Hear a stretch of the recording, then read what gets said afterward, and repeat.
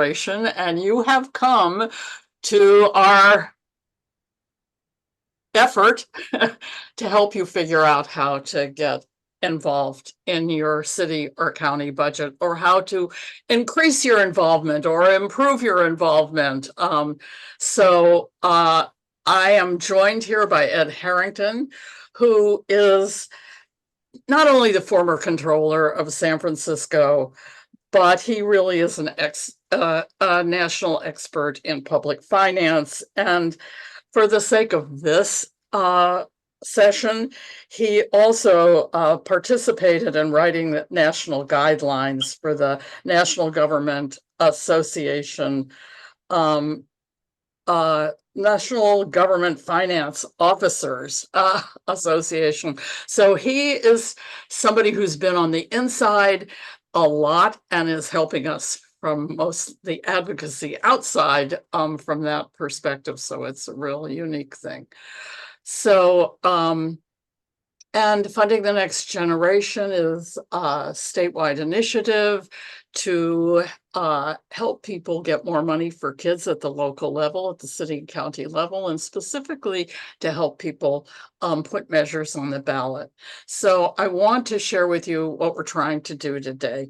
And this, as everybody knows, is my favorite slide because it's all about how can we get the money to do what we want to do. So we're trying to help you demystify what the budget process is and inspire you, wherever phase of this work you are in, to take one action that you may not have thought you were going to take before this. And I'm going to ask people at the end what it is they are going to do.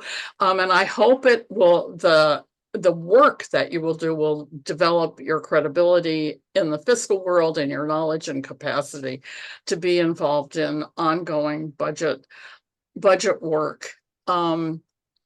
And I think, by the way, for those of you interested in putting measures on the ballot, this is a key part of getting started in putting a measure on the ballot. So this is pretty obvious to this, and this, you know, a budget is a moral document. It reflects our values. It's who gets monies is a major social justice issue. And so often the things that we want to get done for kids can't happen. Why? There's no money. So this is sort of an example of why we're here, which is most of the money in our cities and counties goes to police, fire, law enforcement. These are examples from Long Beach and San Joaquin County, but it's pretty typical around the state. And it's why we're here, to try to get new money and reallocate money for the things that are priorities for people who care about children, youth, and families. And I just want to say, here are some of my basic sort of thoughts about this, that to understand that creating a budget in your city and county is a year-round process. It's starting now. Ed will talk to you about it. And of course, we all know you don't just, this is a sort of multi-year sustained effort about building power and expertise and credibility. And I want to encourage you to just maximize the potential of every budget opportunity, whether you're starting very small with just raising questions or trying to stop cuts from happening. But my theory is, having been involved in years and years of budget advocacy, you know, there's always money for something. And Ed has some ideas about how we can sort of modify our asks, you know, call them a pilot, do it for only half a year, so that we sort of maximize the budget opportunity that you have now. And of course, persistence is absolutely key. You cannot walk away from this because you have to be the people who won't walk away. Now I'm going to stop sharing and turn my screen over to Ed. So he's going to tell us about what a budget is, what it looks like, why, and then I will go on and tell you more about some of the tricks of advocacy that I have learned over the years. So Ed, it's all yours. And great. Can you all see what I'm looking at here? Yes. Yes. Great. And I can no longer see the chat because of something I've done. So Margaret, you'll monitor that, right? I'm looking at the chat, hoping. Good.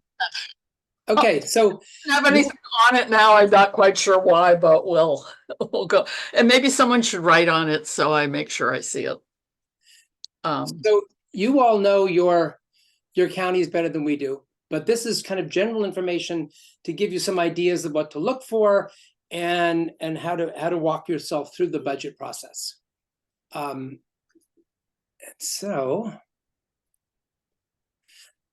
goal is not to make you budget experts. There's probably 2 people in your city or county who's ever read your entire budget, including your city council or your board members. They haven't read it either. So the goal is to learn enough to make you feel comfortable to start a conversation about your interest and get more money for kids. So that's the goal. And it's enough to make your argument. You don't need to be the budget expert. If you have questions, you can ask city and county staff. They're paid to do that for you. But having some idea of how a budget looks, what you need to look for, and to get some basic information really sets you up to have a better discussion for people. So it's good to know that kind of the idea of the size of the total budget, where your local tax money goes, because that's the most flexible kind of money you can do. How much is spent on children's services? And I say almost impossible, because if someone hasn't done this for you, it's really hard to figure this out. In most counties, you'll see that most of the money that goes into children's services is put into juvenile detention. But other than that, it's really hard to figure out where money for kids go to. If you want to add money to the budget, we want to talk, and Margaret will talk more about, be specific. And if they ask you where the money will come from, which I think is always this interesting thing, we're like, well, where's it going to come from? Part of my response to that is, if you know, that's great. But when the sheriff deputies come and ask for a raise, nobody asks them where the money's going to come from. There's an assumption that the city or county will figure those kind of things out for police and fire. Why not for kids? There's general thoughts. So the first is, even if you may be only dealing with these people for the first time, you should assume good intentions by both the elected and the appointed officials that you're working with. They really are not bad people. They're often rushed. They have opinions that may be different from you, but starting with the idea of a good intention really puts you in the right frame of mind to have a conversation with people. The next thing is seek first to understand. When people would walk into me in my office and say, I know you're doing this and I think it's wrong, that wasn't a good way to start a conversation. Coming in and saying, I don't understand this, and how does this work here, makes people want to work with you and talk about things. The idea of no perfect time to engage. You'll often walk into a conversation and say, oh, you should have been here last month, or that's not going to happen till next year. You know, we kind of laughingly say that there's probably 1 hour in October that people will say it's the right time to be here. So clearly there's different times to engage, and there's different ways to engage, and there's different times of the year you'll be able to engage more, but you can always get involved in the conversation, no matter when you start the conversation with them. And the last thing is kind of, again, an attitude thing. Whether people say this or not, and they typically will not say this to you, there's this sense by both elected and appointed officials working on budget that the tax money they're working with used to be yours, and now you've paid the taxes, and now it's mine. And why are you asking me how to spend my money? And so part of your goal is to have them realize that it's not yours or theirs, it's ours. And we collectively get a chance to talk about how we spend taxpayer money in our cities and counties. Budgets are just like your checkbook. They're not hard to figure out. You take money from prior year, the same as you do in your own checkbook. You add your current money that's going to be coming in. You figure out how much money you're going to spend that month. And at the end of the year, you don't want to end at zero, because you need money in terms of emergencies, or to pay your rent for the next month if your check doesn't come in, those kind of things. That's how budgets work, just on a much larger scale. And there's no real rules for budgeting. There's rules for accounting, but there's not rules for budgeting. There is this National Advisory Committee on State and Local Budgeting that talks about best practices and talks about engaging with your community in a variety of things. So if you want to refer to something, that's pretty much the best place you can go for the best practices of this. But your proposed budget is going to be, I was looking at 2 different cities earlier this week. One, their budget was 350 pages. Another was 500 pages. You do not have to look at 350 or 500 pages. That is only if you have specific questions about a certain department or a certain kind of function, you might want to drill down. But other than that, you want to look at the beginning of the budget. The executive summary, the transmittal letter is prepared by the chief administrative officer, the city manager, the mayor. It's a policy statement. It has budget summaries, it has demographic information, typically organization charts, it has policies, priorities, and that's really where you want to focus your time and attention. Then there's this whole information about, by department that goes on for pages and pages. And then in some counties, particularly, the state controller issues guidelines and they have certain reporting formats that they use for counties. They're just a whole lot of numbers. Sometimes they can be useful. I'll show you one of those later, but don't be thinking that you can go through all these state controller, pages and pages of reports and getting a lot of information.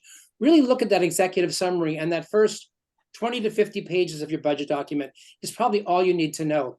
And that's in what's called the proposed budget or recommended budget that usually is put out the end of May, beginning of June. There's an adopted budget that comes out after everything is approved at the end of June. But that adopted budget often has less information and more detailed schedules. And so you might need to look at it, but rarely would you look at the adopted budget. You really want to look at the proposed budget. And while I focus on proposed budget, there are other financial reports that come out during the year, and I'll mention a couple of those too, that you might also want to be looking at some point.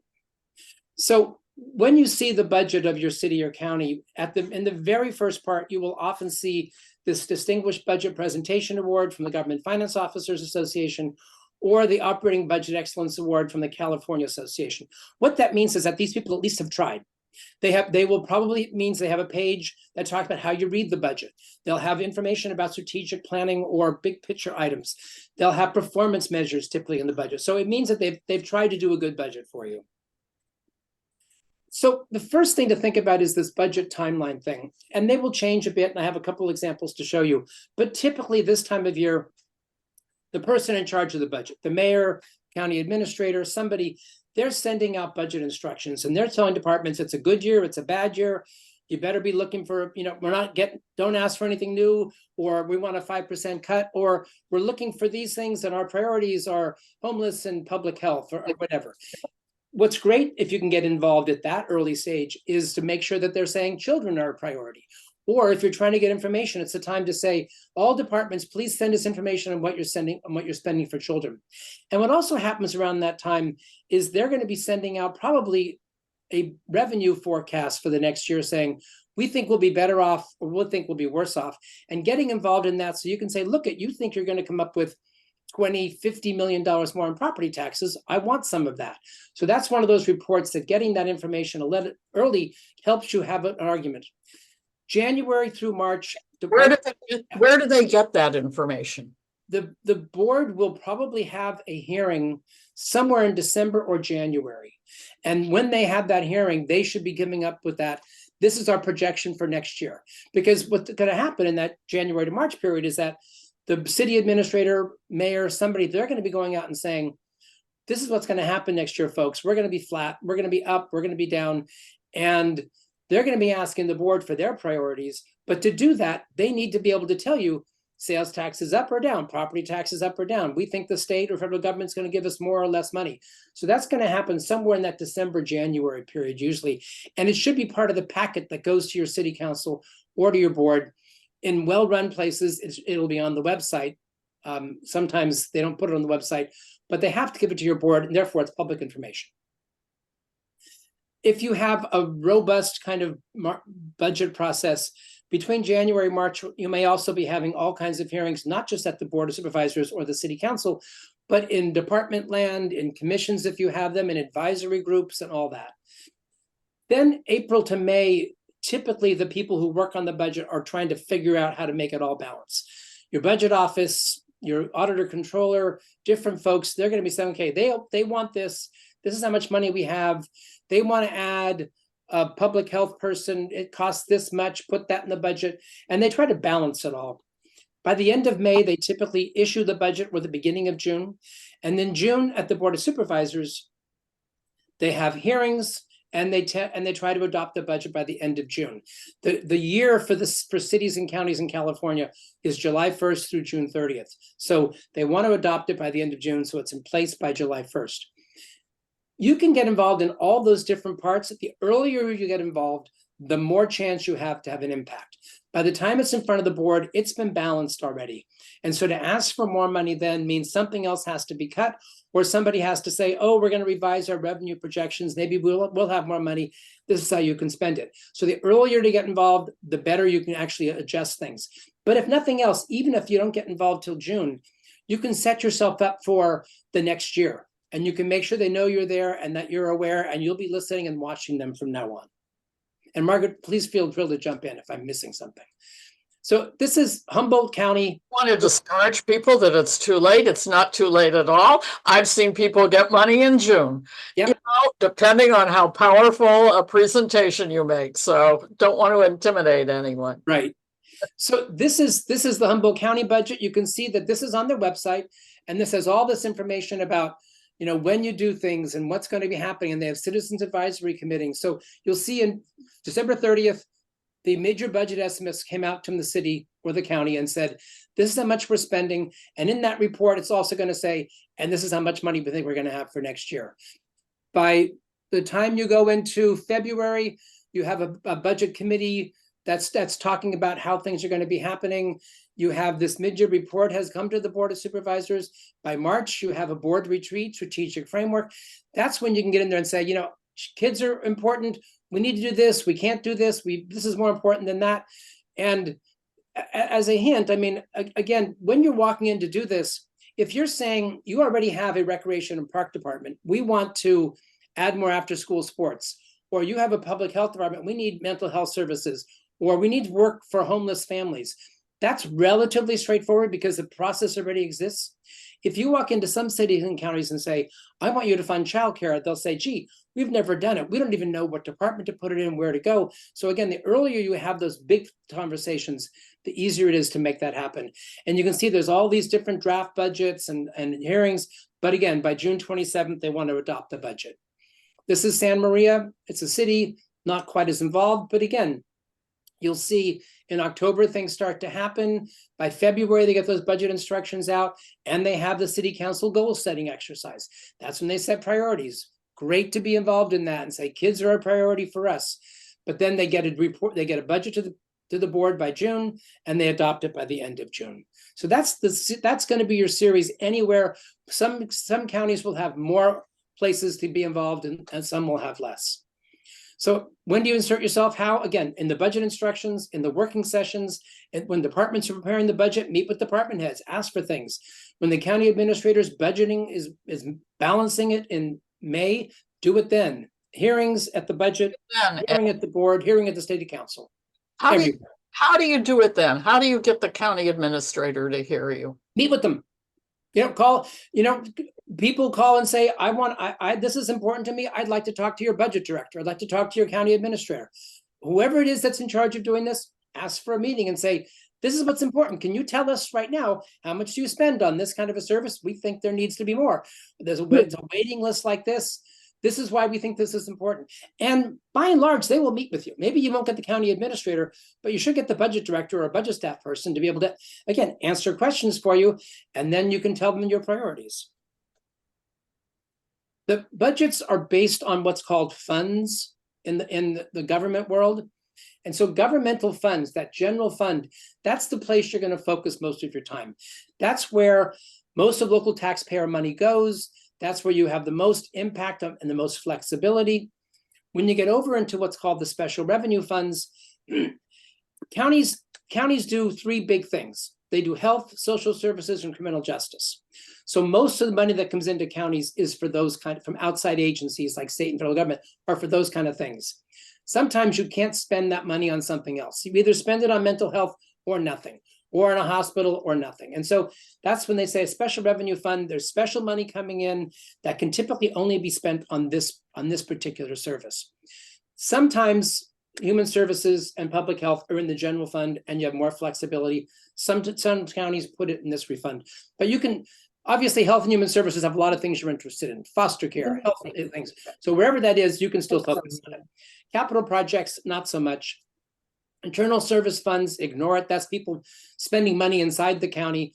Enterprise funds, if you have a water system or an airport or You do take care of the garbage. That's going to be in what's called enterprise funds. It's things that are supposed to be business-like. The most you can get from most of them typically would be an internship program. So you have a water department, you have kids that need summer jobs, ask for an internship program. But governmental funds, general fund, that's where you want to spend most of your time and energy.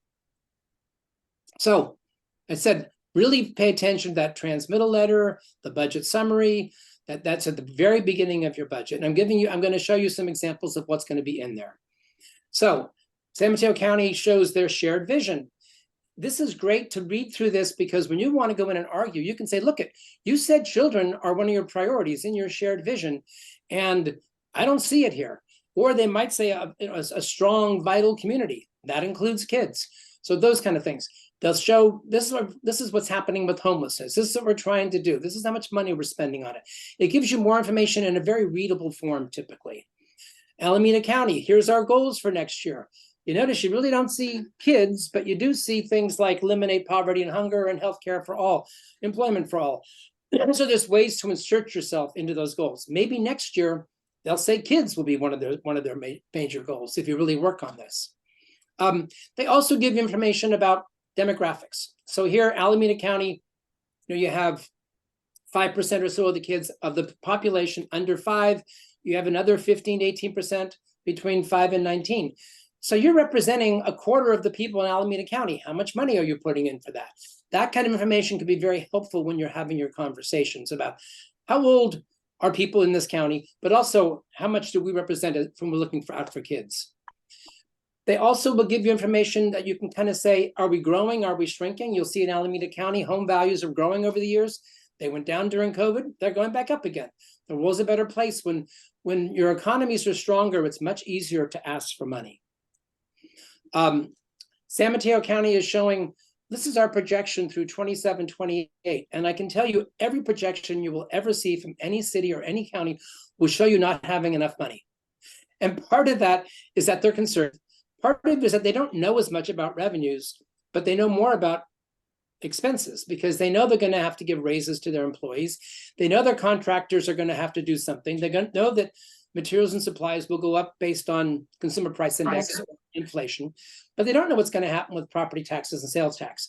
So don't be dismayed when you see, or they say, oh, we're coming into hard times. They will always tell you they're coming into hard times.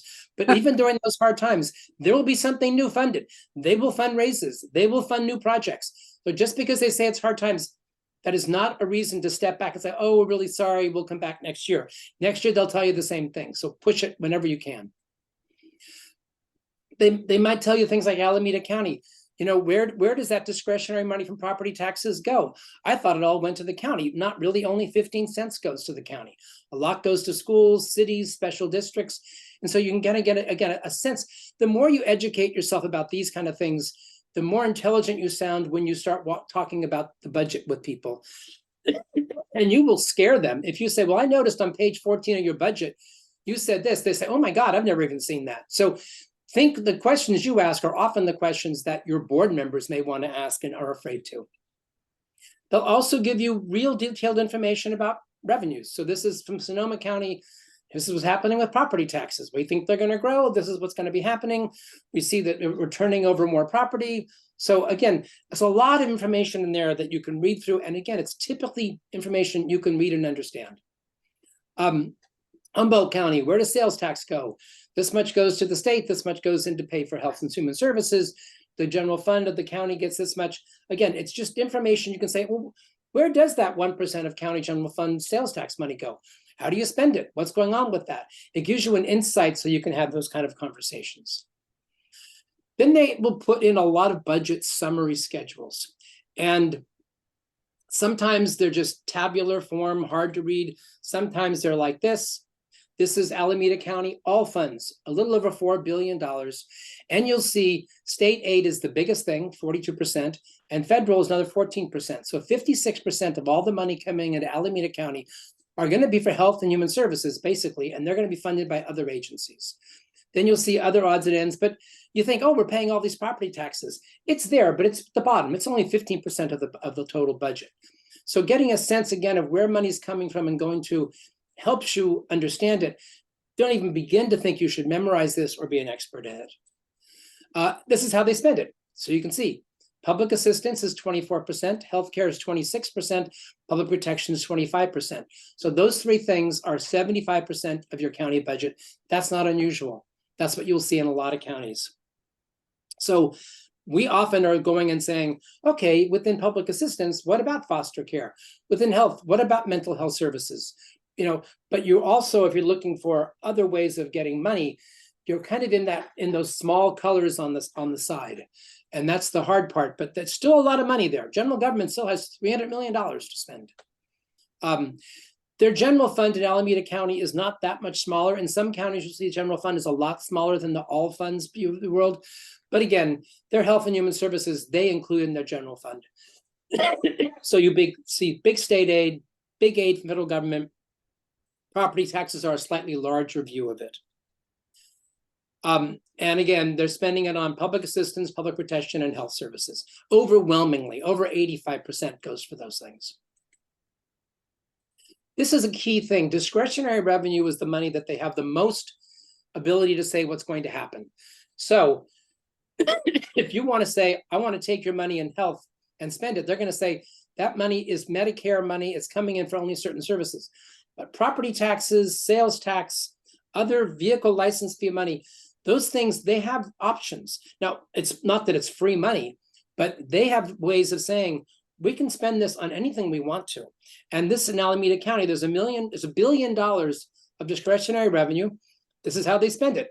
Most of it is spent on public protection. So even when it's discretionary, that's where the money goes. And so part of your, at least my point of view, is to cut that back a bit and add money for kids. Or when you're looking at other kinds of things, figure out how to add money for kids.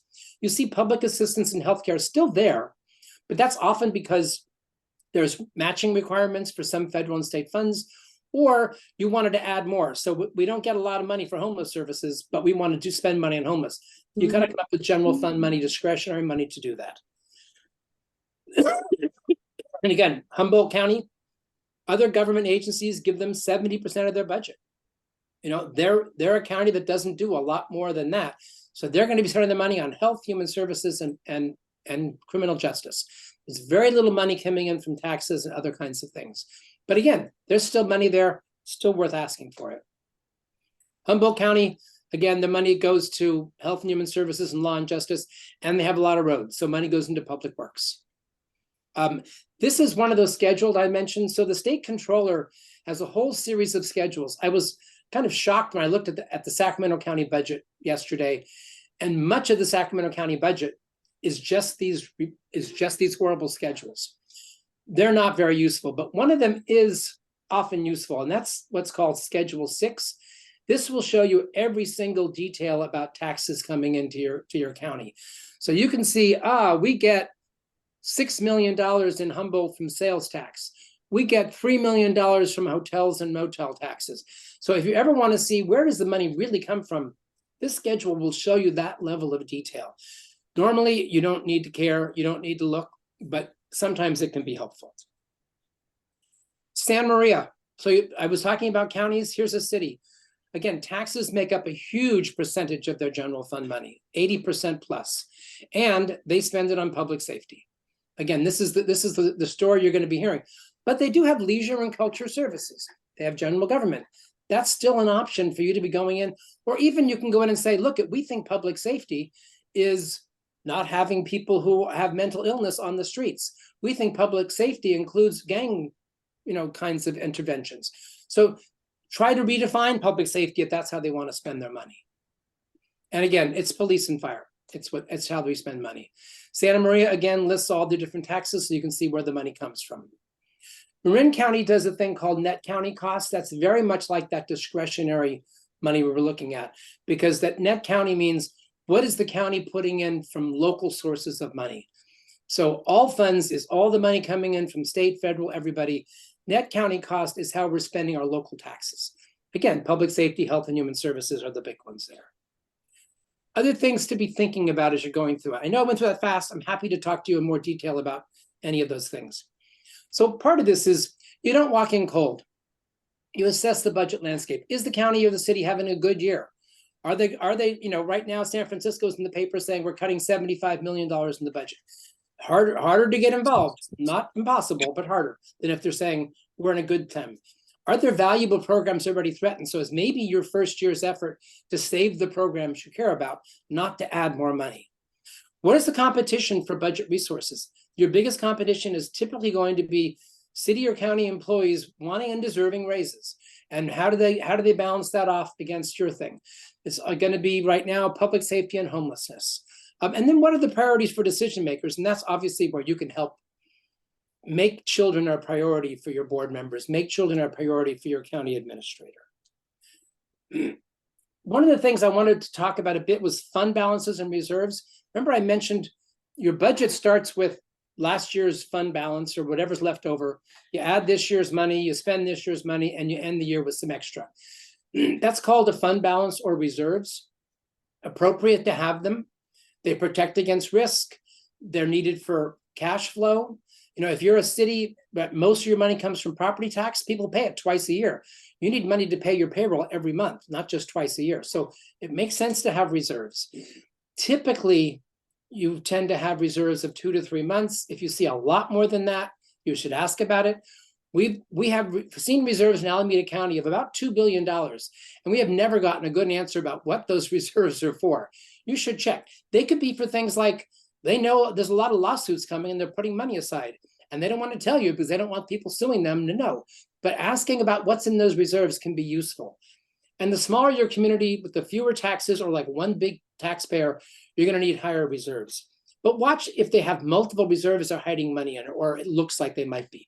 For example, San Mateo County, if you look there, those last 3 columns say they think they need about $370 million for reserves in the future. Look at what they've had in the past. They had $917 million last year. What that would tend to mean is that they are overly conservative in their budget estimates, that they are overly conservative, saying there's not much money coming in, and they're surprised every year by having more than they need. If that's the case, that's something to push people on, to say, why are you putting so much of that aside? We need the money now. We have needs right now. So look for those kind of things. Alameda County actually has a Children's Services Fund. They actually report all the stuff about children's services, how it's growing, what's in there. They talk about how much money is going for intervention versus prevention. This is a goal. If you can get this kind of information and really have your board members and others focus on this, that's a wonderful thing. First year budget discussions. You know, people go in sometimes and say, just give us money for this. And they say, no, we can't. So you go in and say, give us money for a pilot. Well, you need to have that money pretty quickly, or you need to say it's a 2-year pilot, because if you get money in the budget in June, it doesn't even officially get certified and all set up until maybe August or September. If you need to hire people or get a contract, you're into January, February easily, and they're doing the next budget by that time. So you don't have time in 1 year to do much of a pilot, but it's a good way to get money, is to get that pilot money right off the bat. The other thing is a partial year budget. The way most budgets work is they start with whatever you had last year, they keep going, and then they add or cut from that. So if you're going in and saying, we need $150,000 to put a nurse in every school, and they say, well, okay, we'll give you 1 nurse for a year, $150,000. It is a better deal for you to say, give me 2 nurses for $150,000 for only half the year.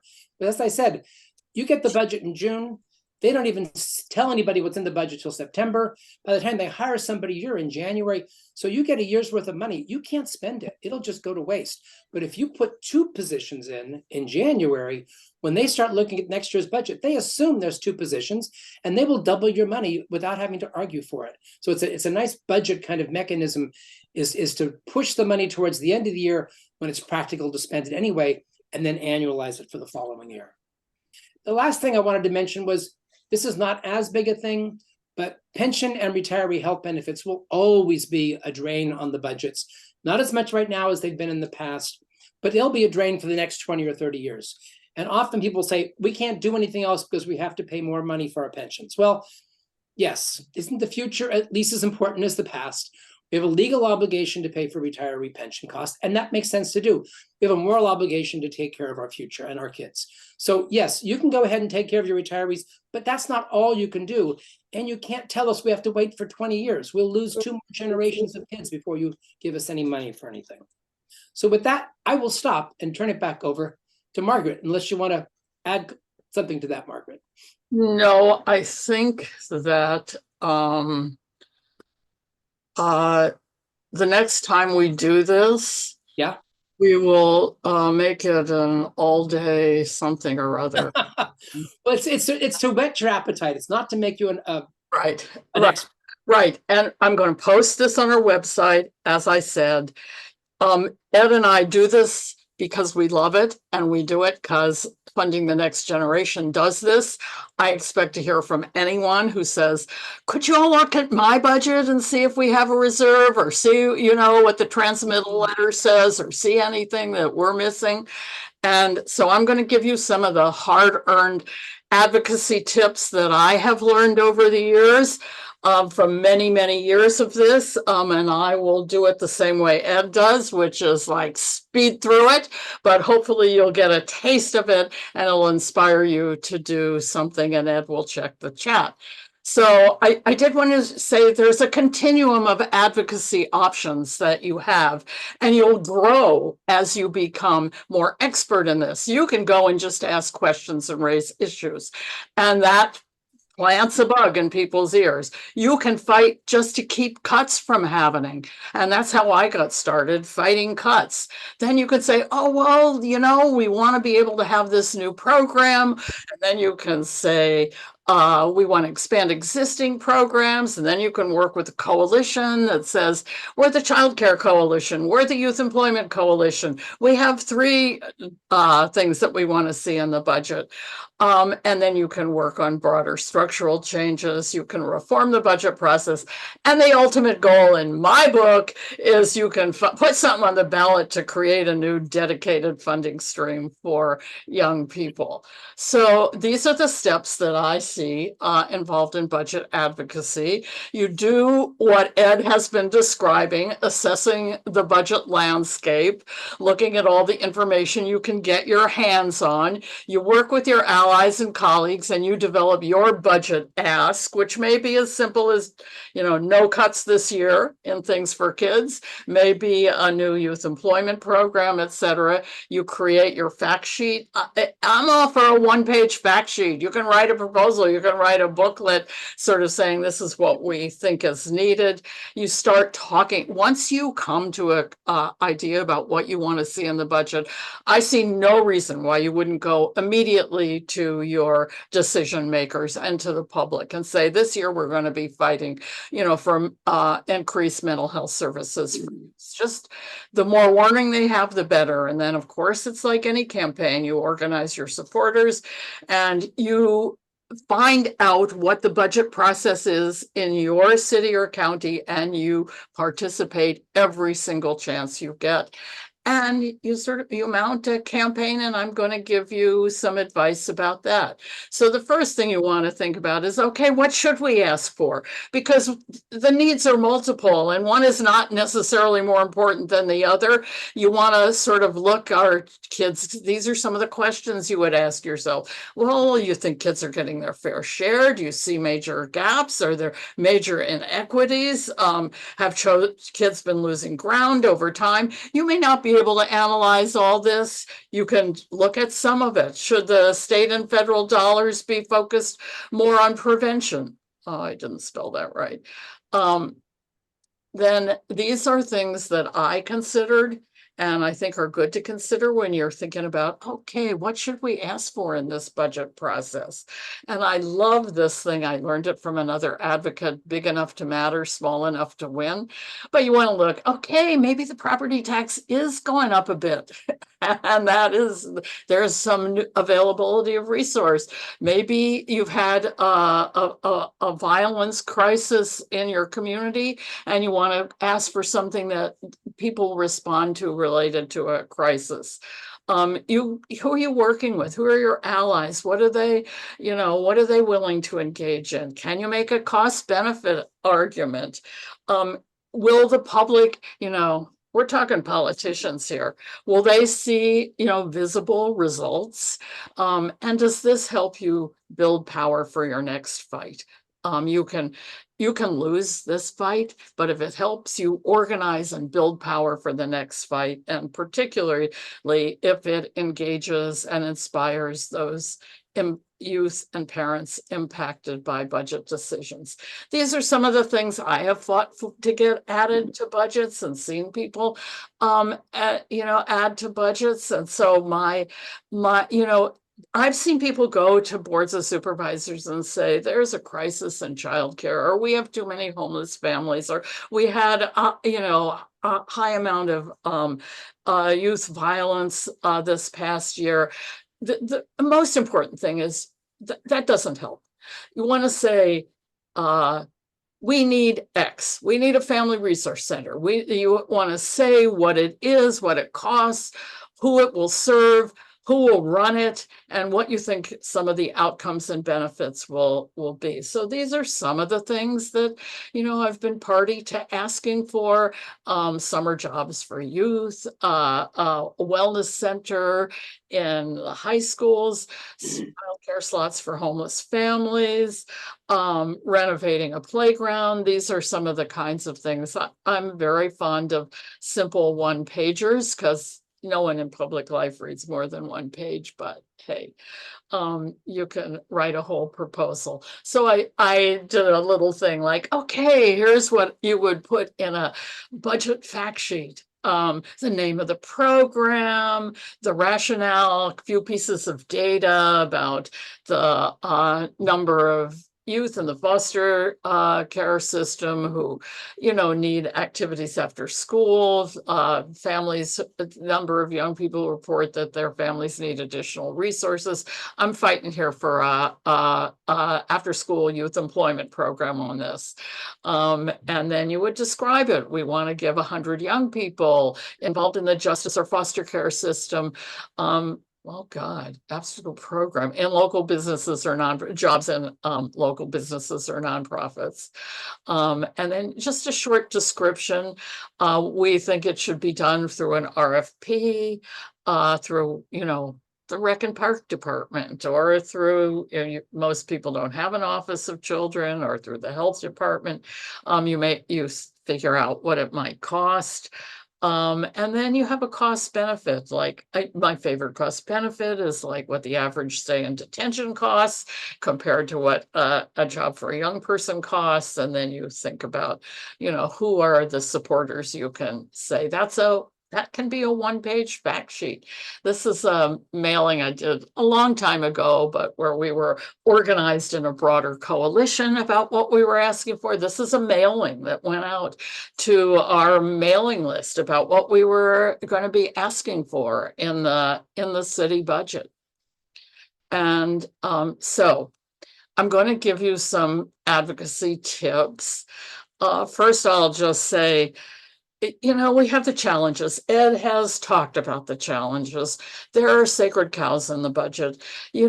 God knows if you want to, the police department will never be cut. The people protect their turf. And as Ed says, every time you go up, they go like, well, it's not the right time and not the right approach, and we don't have new money. And there is honestly, Ed, except for the best people, there is some, real effort to mystify the budget because that's easier for the people in charge.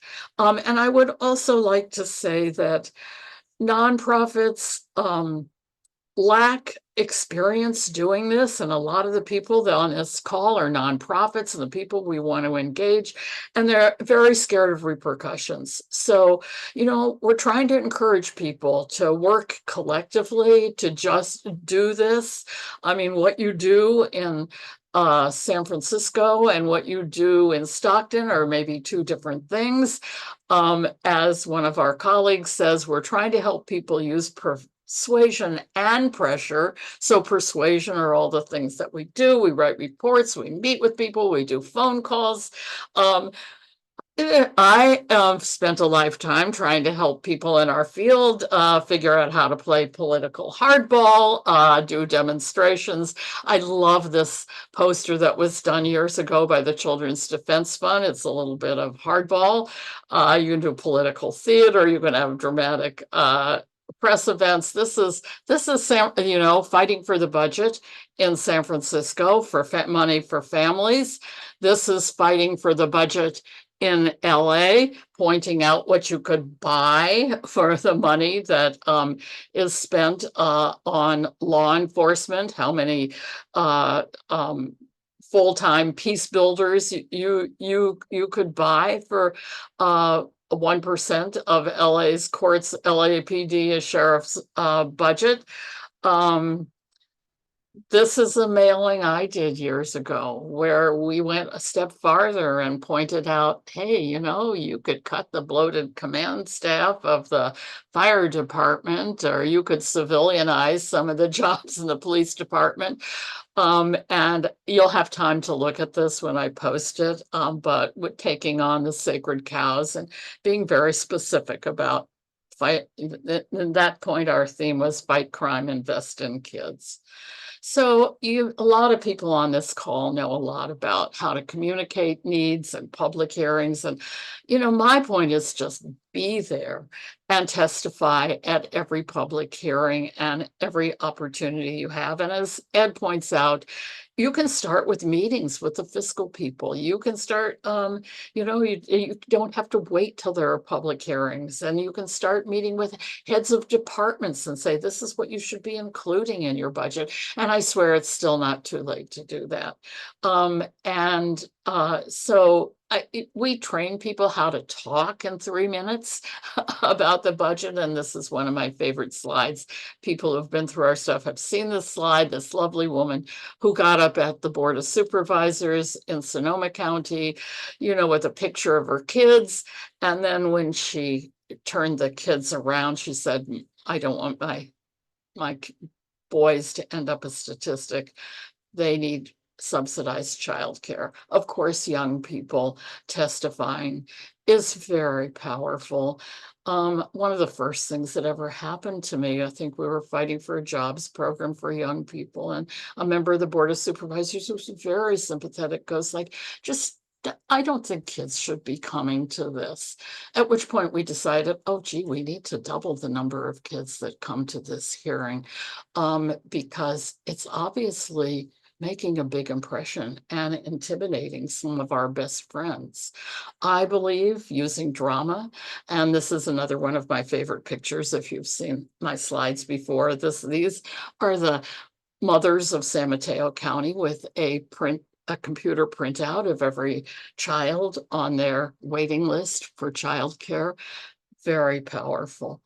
I think we all know about engaging people using social media, doing conferences, doing mailings. We used to have Speak Up for Kids Day at City Hall and invite people to come and meet with their elected officials to talk about what they thought should be in the budget. Of course, we have to learn how to use the media, have press conferences. And, sometimes it's much more important to use the media than it is to talk directly to decision makers, because they might read the newspaper before they actually read your emails or letters. And these are all skills that we can help people with.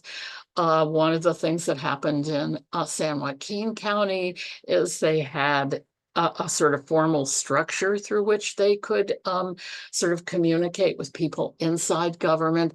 I have found over the years that some of my best friends in fighting for budget are people in departments, usually middle management people, sometimes people, direct program people, sometimes a department head, and they won't be public about it, but they'll give you information. They'll share with you what the costs can be. They'll share with you what some of the arguments that you'll be up against are. I think that's a very common thing. In San Francisco, we have something called the San Francisco Budget Coalition. So this is very advanced budget advocacy if you've been involved in this a long time, but you join forces with other people so that the people who are fighting for kids and the people who are fighting for housing and the people who are fighting for increased resources for nonprofits get together and form a coalition and submit an entire people's budget. I think it is really important for people who fight for kids and are always sure that everyone's going to support them is like, this is war. There are, when you talk about money, all your people, you have a lot of rhetoric kind of fade away. This is about, you have to really fight. You're talking about resources, and that is a hard thing to be talking about. So it's one battle after another. And as I said, you have to be the people who won't go away. I'm one of the things I really encourage people to do. So say you go and you don't get anything. There is nothing preventing you from publicly saying, holding them accountable. Here's what happened. We asked for X, X, and X, and we didn't get it. This is one of the report cards we did on the Board of Supervisors in San Francisco. You see, we can grade them well, or we can say they didn't do so hot. This is something they did in San Diego recently. They did get money in the budget for childcare, and they thought it was so important that they would start advertising it and thanking everybody. And so they made a big point of publicizing this and thanking supervisors. I once took a full-page ad out in the New York Times to thank Willie Brown for being a friend to kids. And if people in public life have egos and they love that sort of thing, I would say once you start getting involved in this, you will discover that the process is not what you want it to be.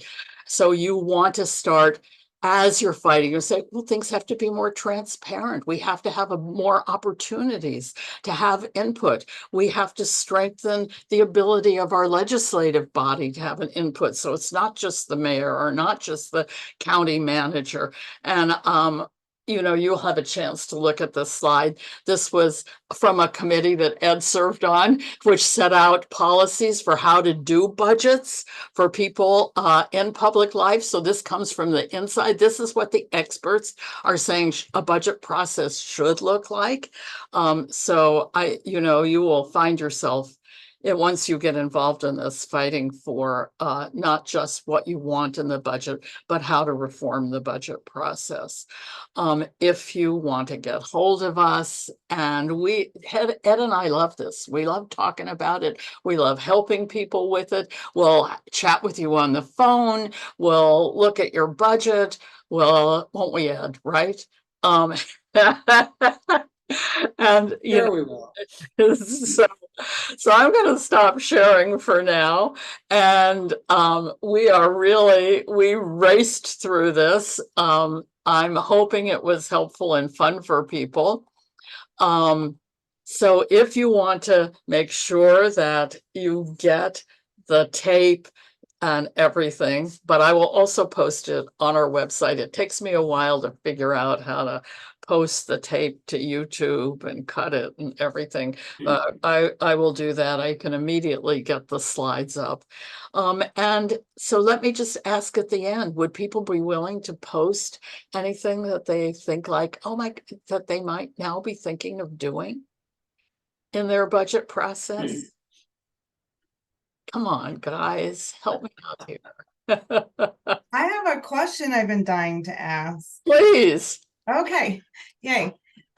So I'm from Juneau, Alaska. We're a pretty small community. We're a tourism town. So we do have some special revenue from head taxes from cruise ship passengers, which can only be used for certain things. Anyway, years ago, after several years of advocacy, we were poised to run a ballot initiative seeking a portion of the seasonal sales tax, which is very inflated during the summer when we have millions and millions of cruise ship passengers shopping in our town. And the city management and assembly and mayor at the time were like, no, we don't want you to do that. We will put money on the budget Oh, yeah. for childcare. You might remember some of this, Margaret, because I think you I do. came here. Yeah. So they did that and it's been great, but guess what? It's not enough. And so they're funding the program that we wanted, but they're funding it at a fraction of what we had asked for. And it's doing great things. And I don't want to sound unappreciative, but we need more. And so efforts to expand the funding for that is certainly something that we're going to try for next. But I'm also wondering, do we do that to expand it, or do we go for the dedicated revenue and go after a ballot? We're running out of time, and but it is a good example. And because I have been in that situation, and my personal opinion is, whether you're going to the ballot or not, never let a budget pass you up. There is no reason why you can't do both. After we had more ballot measures than anybody's ever had in the country in San Francisco, it was like, we go every year to the budget. You never stop doing that because we're so underfunded. It's so outrageous.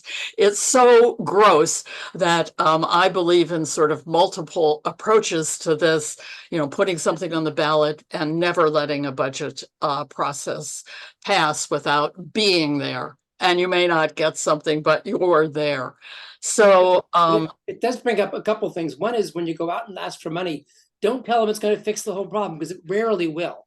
So people say, oh, you asked for 5 million, we gave you 5 million. Didn't that fix everything? No, people in California think that the lottery pays for schools. It doesn't. And so being able to say, this is seed money we want from you, or this is the beginning of multiple asks, puts them on notice. This is not the end of it. The other part is, if you only get money in the budget, you got to fight for it every single year. If you get a set aside, it's yours. And if you get a set aside that's tied to something that grows, like some of those different revenue sources you have, then that automatically keeps you growing when those revenues grow over time and gives you more money for those services. So trying to do that kind of a set aside of something big like that, I think is the best way long term. He means a ballot measure that requires you set aside a portion of money. But I say do both. I say you win your ballot measure, but it's not enough. It's not enough. Look how much childcare costs. Look what it costs to give every kid who needs a summer job or an after-school job one. So I'm for not stopping. This is an ongoing process. Our budgets are so out of whack that it's gonna take a long time to balance what we're willing to spend on police and fire with what we're willing to spend on the future. So I think our time is up. And I would love it if people would write something that they would be willing to do, or thinking about doing, or going to meet with your budget director, or learning what's happening, learning what the landscape is, seeing what your budget people have already produced in terms of what the landscape looks like. Going to the budget meetings and just asking questions, or fighting to keep from having things cut, or picking, like, we want to have, X number of slots for homeless families for childcare, pick something modest, and we're going to work with, 5 agencies that we work with anyway, and go to the budget and go to the budget people and ask for it. So, yes, any feedback about whether this was helpful? I will read the chat after everybody departs. We have said this meeting will go on for an hour and a half, so Ed and I are going to stay with the people who are in our budget forward group, and if anybody wants to stay and listen to us chat it up with other people who are participating, that would be great. That's fine. So let people sort of put a few things in the chat and leave if you have to leave, and then we will sort of move forward with the people who remain to talk about more specifics with regard to this. Does that? And the things you're putting in the chat already are great. They're very specific. I'm going to go do this. I'm going to get budget instructions. I'm going to get a park. That's exactly the kind of focus that's wonderful for this. Because again, as Margaret said, if you walk in and say kids need more, people say, great, kids need more. If you walk in and say, I want a park, I want this, it makes a whole different discussion go on.